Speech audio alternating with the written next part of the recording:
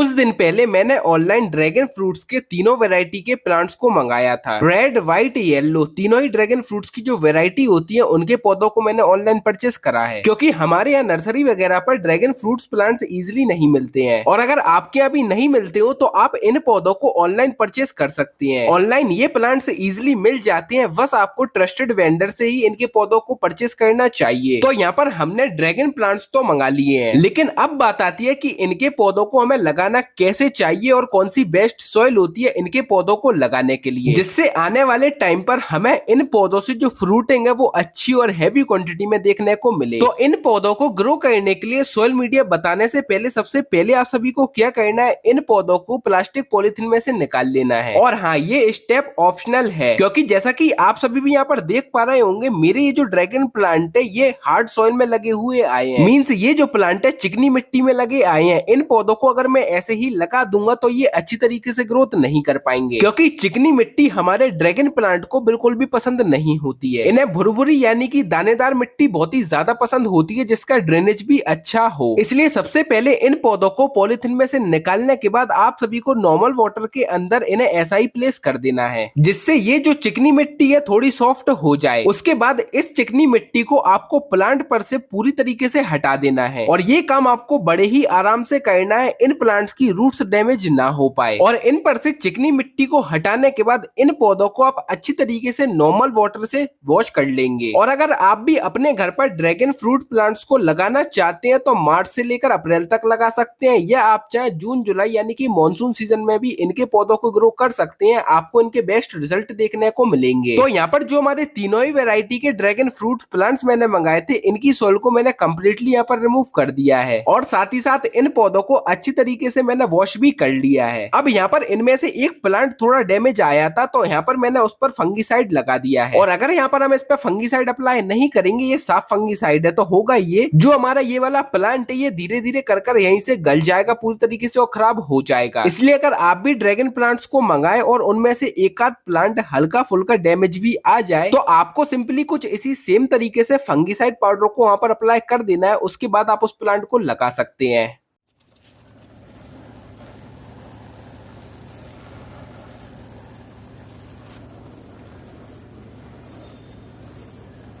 यहाँ पर मैंने ड्रैगन प्लांट्स को इन ग्रो बैग्स में लगाया है, और अगर आप भी चाहें इनके पौधों को ग्रो बैग्स में लगा सकते हैं, क्योंकि ये लाइट वेटेड होते हैं। अब बात आती है कि इनके पौधों की हमें क्या क्या केयर करना है, कौन सा बेस्ट फर्टिलाइजर होता है इन प्लांट्स के लिए, तो वो आने वाली वीडियोस में मैं आप सभी को बताऊंगा। तो आने वाली वीडियोस देखने के लिए आप हमारे चैनल को सब्सक्राइब कर लीजिए।